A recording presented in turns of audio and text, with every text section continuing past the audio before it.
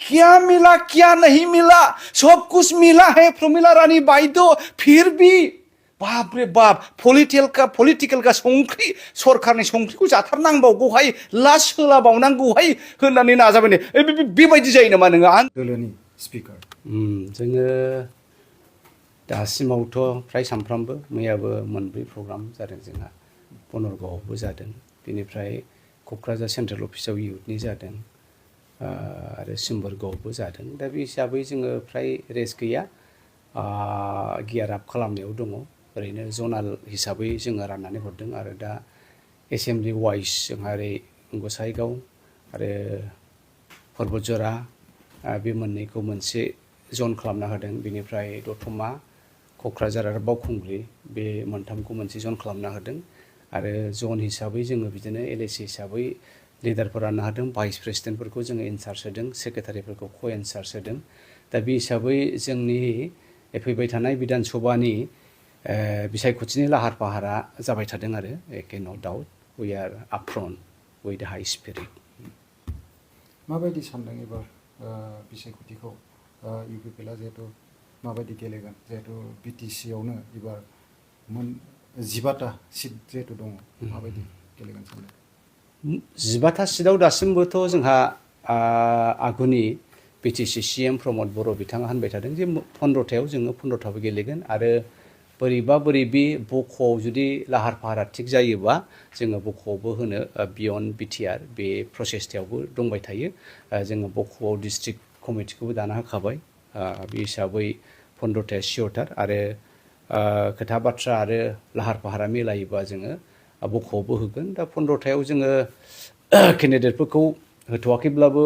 फ्राय मोनफ्रोमबो समस्थियाव सानै साथाम साब्रै साबा बेबायदि केन्डिडेटफोर रेडि दंखायो बे हिसाबै जोंहा प्रब्लेम गैया बेस्ट अफ द बेस्ट केन्डिडेट जोंनि लाइमोनफोर लुबैनाय केन्डिडेट रायजो राजा लुबैनाय केन्डिडेटखौ जोङो होगोन आरो जोङो मोनसे खोथाखौ जोङो गोसोआव लादों बिपिएफनि बायदि जोङो सासे इएमआनो एमएलएबो जानांगौ सासे एमएलएआनो इएमबो जानांगौ जोङो थांनाय काउन्सिल इलेक्सनाव जि भुल मावदों जों बेखौ रिपिट खालामा एखे फ्रेश सिटिं एमएलएफोर आरो बिनिफ्राय जायफ्रा जेबो माबा एमपि बिबान गैया माबा माबि बिबान गैया जों बिसोरखौ एबारनि बिधान सभायाव केन्डिडेट हिसाबै फाथिनो नाजादों बियो नर्मेलि पलिटिक्सआव जायो मोनफ्रोमबो पार्टियाव मोननै रोखोमनि मानसि थायो मोनसेया जाहैबाय हार्डक'र पार्टि सेन्टिमेन्ट पार्टि आइडिय'लजि पार्टि सानस्रिजों सोलिग्रा दा बिथांमोनहा दुरबल जायाखै आरो मोनसे ग्रुपआ जाहैबाय गभर्नमेन्टखौ नायनानै फैग्रा बे आसे फासे थाफाग्रा दा बिथांमोनहा गभर्नमेन्ट गैयैखाय दा मा मोनबावगोन मा मोनबावा बे 5 बोसोराव जोङो राननानै थासिगोन नामा बेफोरखौ साननानै बिथांमोनहा सिन्था खालामदों खिन्थु मोनसे खोथाया बेनो आङो बिथांमोनखौ बुंनो सानदों पलिटिक्सआव फैयोब्ला गावबागाव चइस थायो आरो बे चइसआ जुदि बिथांमोननिबा बिथांमोना कमिटमेन्टखौबो होनांगोन खारन गणतन्त्र गभर्नमेन्टआव भारत बायदि गणतान्त्रिक कान्ट्रियाव रावबो पार्मानेन्ट नङा नोङो आमेरिकानि खोथाखौनो होनो दिनै डनाल्ड ट्राम्पआ जिबायदि हाइ स्पिरिट एखे आपफ्रन्ट बयजोंबो मोजां मोनजानाय एबस्टिन फाइल फैनाय लोगो लोगो खनसेनो लोहो लोरबां दिनै एनि टाइम बिथाङा बाग्रायजानोबो हागौ दा थिग बेबायदिनो जोंहा मामानि खोथाखौनो बुङो दिनै खोनादों जे कंग्रेसआ एबाराव राहुल गान्धीया केम्प खालामनो थाफैगोन बाहायनो संनानै जाफैगोन बाहायनो दुगैगोन लोंफागोन बाहायनो गिदिंगोन दा राहुल गान्धी प्रियंका बिब' फंबाय जुदि आसामाव फैनांगौबा बे माइन'रिटिफ्रा हरलाब हरथाब लुङि बिरलायजासे सारि बिरलायजासे कंग्रेसजों खारफागोन अब्ला मामानि दोहौआ माबायदि जागोन दा बेखायनो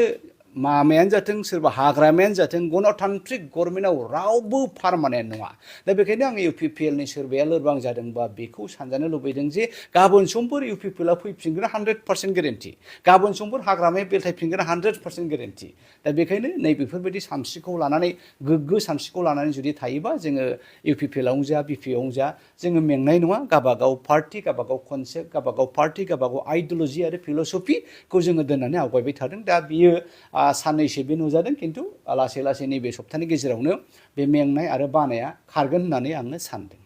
ओरैबायदि रायजोनि गेजेराव बिपिएफआ दायो एनडिए एलायन्सआव हाबबाय गुबुन फारसेजों इउपिपिएलआबो आवगायनिफ्रायनो दंखायो दा बे एलायन्सखौ बोरै लाखिगोन इउपिपिएलआ एलायन्सखौ लाखियैयाथ' बे एनडिएनिसो खोथा जोंथ' एलायेन्सआ थाथारनांगौ होननानै बारा फाजायाखै प्रमद बर' बिथाङा होनबायसो एक्ला सोल' नीतिजों जोंनि मोनफ्रोमबो CWCनि मिटिंफ्राव जों बेखौनो रायलायदों जे जोंना वार्कारफ्रा नांगौ जायोब्ला BPनिफ्राय एंगारदो BJPनिफ्राय ओंखारबोदोसो होनबाय थादों 100आव 90%आ बुंदों जे BJPनिफ्राय ओंखारबोदो बिसोरो गाद्दारि बिसोरो थगायो होननानै बुंबाय थादों खिन्थु BJPआ जोंखौ हगारा हमथाबाय थायो प्रमद बर'खौ एखमबा माबा हम मिनिस्टार अमित शाह लेंहरलाय प्रमद बर'खौ एखमबा सोरबा RSSनि लिडार लेंहरलाय सोरबा उमुक लिडार लेंहरनानै दोनबाय थादों जे रथ' माबा मोनसे गेमा जागोन जोंनाथ' नीतिया क्लियार 15था माबा कनस्टिटुयेन्सियाव UPPला एक्ला सोल' नीतिजों दंबाय थायो आरो जों बेखौ मावबाय थादों जोङो थाङाखै NDजों एलायेन्स जानांगौ होननानै सोरजोंबा एलायेन्स जानांगौ होननानै बिथांमोनासो जोंखौ होनबाय थादों गले गले हमथा दा बेयो जोंनि थाखाय गोब्राब बाथ्रा नङा जायखिजाया समाव ओंखारबोनायनि समाव जेखि जाया समावनो नै माबाया 19आवनो लास्ट नङा होमबा एसेमब्लिया 19आव लास्ट ओइदिनखालिनो नायदो जोंनि MLAफोरा मा होननो स्टार्ट खालामगोन जुदि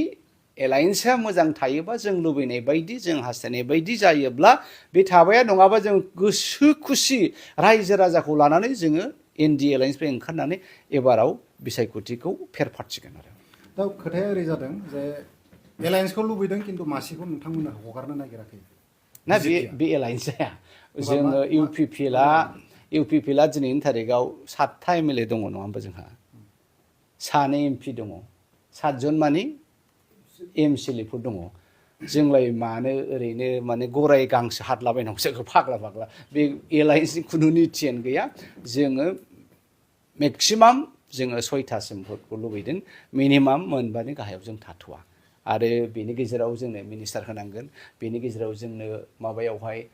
रायजो सभानिफ्राय बा जेखि जानिफ्राय जोङो हजोंहाय इउनियन मिनिस्ट्रि होनांगोन दा बेफोरबायदि कन्डिशनावसो UPPला मानिगोन नङाबा हम एकला चलेगा जरुर पड़ेगा तो we are ready to go alone by ourselves सिंनि खोथायाव ओरैबायदिबो ओंखारगासिनो दङ सरसा जागासिनो दङ UPPला इन्डियाजों माने राहुल गान्धीजों माखासे सर्त खोथा सावरायगासिनो दङ ना बेयो नांगौ जायोब्ला हाग्रामा बिथाङानो होनो आमी BTCर आंचलिक दल है जी सरकार हबो थारलागरनो आमी थाकिबो दा बावहाय जोंनि थाखाय BJPआ साबसिन कंग्रेसआ साबसिन बिदि नङा जाया गभर्नमेन्ट फैयो जों बेजोंनो बुजा बुजि जानानै मदद होनानै जोङो किं मेकार जागोन इट कुड बी एनिबडी कंग्रेसबो जानो हागौ इन्डियाबो जानो हागौ NDबो जानो हागौ जायहा जोंजों सुबिदा बायदि जायो जों बेजों थागोन 100% क्लियार दायो ओरैबायदि नुगासिनो दङ सिफ जानायनि उनाव बा 100 जौखोन्दो बिथांमोना देरहानायनि उनाव BPFखौ खोब सापर्ट होनायखौ नुनो मोनो रायजो आं दहाय होनखादोंना मोननै रोखोमनि रायजो राजा थायो माखासे रायजो राजाफ्रा एखेबारे फागुन बारनि जिगाब उरायलाबायनायफोरनि उरायफायो जायजों गभर्नमेन्ट जायो बिजोंनो खारफायो थाइसे थाइनै मोनगोन बायदिसिना खामानि मोनगोन बावहाय बे दोहौआ जाफाखायो आरो जायहा खैफोदनि समाव नाव गोबायाव गाखोनानै दैयाव हाबनाय नावनि दैखौ सारग्रा आरो पार्टिखौ बोखांग्रा बिसोरसो अरिजिनेल पार्टि जायो आं होनो BPFआ मा प्रब्लेम दङ 1 नाम्बार BPFनि दानि जे केन्डिडेट लिस्टखौ नोंथांमोना नाय गसाइगाव मृत्युन्जय सोर सिटिं EM उदालगुरियाव रिहन दैमारि सोर सिटिं EM पर्बजरायाव केन्डिडेटआ सोर मुनमुन ब्रह्म सोर सिटिं EM दा बेनो BPFनि नीतिया आं सिगाङावबो रायबाय थाखाजों जे नोंथांमोना BLT महरै आन्दोलन खालामबोबाय डिभाइड आसाम 50-50 होनबोबाय हाजार जोंनि लाइमोनफ्रा जिउ गारनांबाय EM जानायाल' EM जाबाय थानो मोनगोन नामा EM जानायानो MLA जानो मोनगोन नामा MLA जानायाल' MLA जाबाय थानो मोनो नामा MP जानायानो MP जानो थांबाय आं बे UPP आरो BPFनि खोथा फैया बाहाय आं मोननैखौबो रायदों खारन आंनि मथेबा जोंनि लाइमोनफोरखौ जोङो सुबिदा होनांगौ आरो मा सासे MLAआ सासे EM बा MCLAआ 10 बोसोरनि बारा पलिटिक्सआव आंनि मथे केन्डिडेट मोना दिनैनि थारिखआव आंनि डिजाइनजों सोलियोबा आङो रावनोबो खननैनि बारा टिकेट होनाय नङा खारन गोबां लाइमोनफोर दङ लेखा गोरों लाइमोन जायफ्रा साख्रि बाख्रिनि जेबो सानसानो गैया आन्दोलन दङ बिसिनि बिमा बिफा बिदा फंबाय सोरबा बुख्रुबजादों गाथ्रोबजादों सोरबा जिनाहारि खालामजादों जों बिसोरखौबोथ' नायनांगोन दा माबा मुनमुन ब्रह्म बिथाङा पर्बजरानि माबानिफ्राय फैनाय EM बेनो MLAखौ नांबावगौ MLA मोनखांनायनि उनाव आंनो MP नांगौ आरे बाबा नों आब' प्रमिलाखौनो नायदो नोङो आं गेलेलाहाय आं बुरिबायहाय नै बोथोर जानाय लोगो लोगो फिर जस जाफिनबाय अरे बाप रे बाप तुम क्या मिला क्या नहीं मिला सब कुछ मिला है प्रमिला रानी बाइदो फिर भी बाप रे बाप पलिटिकल का संख्रि सरकारनि संख्रिखौ जाथारनांबावगौहाय लास होलाबावनांगौहाय होननानै नाजाबाय बेबायदि जायो नामा नोङो आन्दोलनकारि ग्रुपनिफ्राय उत्पन्न जानाय पार्टिफ्रा बेबायदि मालाबाबो जाया नाय एबाराव दाखालि जे 6टा जनगोष्ठीनि एगेन्स्टै जेबायदि जेन जेड ग्रुप फैदों बे जेन जेड लाइमोन यां ग्रुपफ्रा पार्टिखौ नायनाय नङा केन्डिडेटखौ नायगोन जायहा बिधान सभायाव एसेम्ब्लियाव थांनानै जाथिनि थाखाय हब्रानो हागोन खैफोदाव गसंगोन मैया दाखालि खैफोदाव सोर गसङा सोरबा इउटिउबार सोरबा हाउस वाइफ बिथांमोनासो ज्राव ज्राव बुंदों ज्राव ज्राव दोहौ लाबोदों दा बेखौ नायोब्ला एबारनि बिधान सभायाव पार्टिखौ नायनाय नङा बिथांमोना केन्डिडेटखौ नायगोन जे बिथांमोना हारिनि जानानै बुंनो हानाय नङा हागोन ना हाया दा बेखौ नायोबा बिपिएफआ एबार मेक्सिमाम 100आव 80% बिथांमोननि केन्डिडेटफ्रा गासिबो सिटिं इएम दा बिसोरनो सोर भट होनो ना बर'आनो भट होगोन ना बांगालानो भट होगोन आरो मुस्लिमाथ' बिथांमोनखौ बिजेपिजों दङ होनखादों दा मुस्लिमनि भटआबो गैयाब्ला बर'निबो भटआ गैयाबा सोरनि भटजों देरहागोन दे आंनि मथेथ' बिपिएफआ बे बाराव मोनब्रैनि बारा देरहाया क'क्राझाराव मोननै चिराङावथ' गैखाया बाक्सायाव मोनसे उदालगुरियाव मोनसे बेजोंनो बिथांमोना सन्थुष्ट जानांगोन गायसननायखौ नुनो मोनो कौटि कौटि थाखानि आरो मैयाबो मिनि सेक्रेटारियेट क'क्राझाराव बिथांमोना गायसनदों मा बुंगोन नोंथाङा ना प्रमद बर'आबोथ' बिराद गायसनबोदों बिराद मावबोदों प्रमद बर'आ मालाबाबो आं उमुक मावदों आं थुमुक मावदों होननानै लाया नोंथांमोना नाय बिटिआरआव थांनाय 5 बोसोर गभर्नमेन्टआव प्रमदनि मावनाय स्टाइला ओरैबायदि 2027आव अमित शाह होनबाय थादों आं नोंसिनि गोबां बर'नि दाबि दाबाखौ मावफुंनानै होगोन दा 200 बोसोर ब्रिटिशफोरनि दालांफ्रा जोरोमोन दाबोनो बिथांमोन गायसननाय दालांफ्रा दङ अट्टालिकाफ्रा दङ जों बेखौ बिदिखौबो नायनांगोनब्रा इमिडियेटलि बे नैबे इलेक्सनाव आं जेरैखिजाया देरहाथारगोन होननानै नोङो आदार सिला अन्थाइ खाम्बा गायसनलाबायबा जायाना दा प्रमद बर'नि बे 5 बोसोर गभर्नमेन्टआ जे बर' जाथिया बे बर' भुमियाव जाथि राव भाषा भाषी लानानै जे गोजोनै जों थांनानै थानांगोन बिथाङा बेनि आदार सिलाखौसो गायसनदोंमोन बेनि फाउन्डेसनखौ खालामदों रायजो राजाया बुजिस्लाबाखै रायजो राजानि माखासे कन्टेक्ट जाबाय इमिडियेट आं दिनै फैसा नांगौ दा नैबेयावहाय एसे भुल बुजा बुजियाव प्रमदआ निस्सय जेनदों हाग्रामाया देरहादों दा हाग्रामानि माखासे मावनायफ्रा भबिष्यतनि नङा बिथाङा इमिडियेट कन्टेक्सखौ नायदों एबार इलेक्सनाव जेरैखिजाया देरहानांगोन नों होननायखौ नुवाखै होनबा नोङो आपना एसटि लागायना ना लागे फाग्ला बेबायदि होनजाबाय बे सावा खेला बुस्थु नामा नोङो एसटिया नोङो बे खादायाव लानानै जासिलाबायजायो नामा बैग्रि गोमोन फिथाइ गथ'फोरनो जासिनाय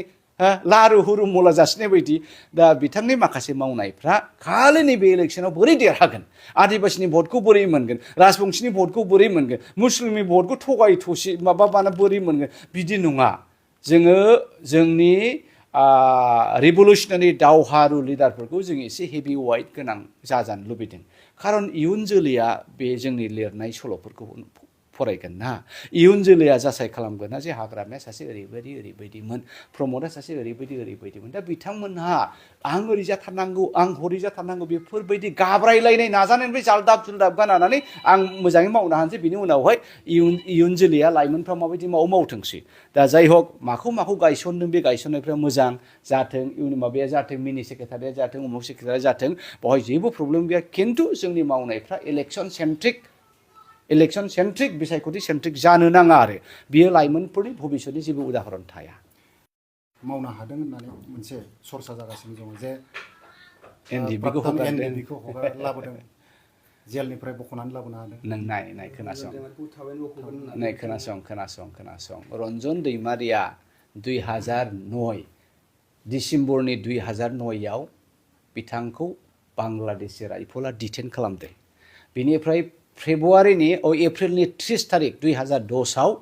इन्डिया गभर्नमेन्टनो हेन्डअभार खालामदों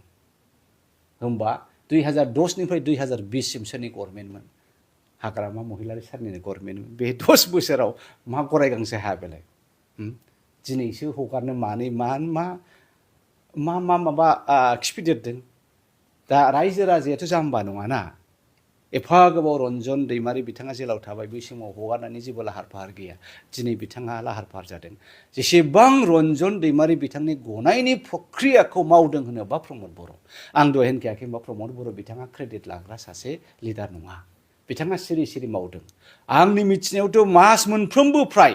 मास मोनफ्रोमबो प्रत्येक मासावनो मास मोननैजों मास मोनथामजों प्रमद बर'नि गभर्नमेन्टनिफ्राय रन्जन दैमारिनि केसफोरखौ सालायनायाव 15 लाख 20 लाख फैसा बिथांमोना खरसा खालामबाय थादों होननानै आं मिथिगौ दा बे गासिबो प्रक्रिया जाबोबाय थादों दा बे फिनिशिं पार्टखौ हाग्रामा बिथाङा दांदों वेल एन्ड गुड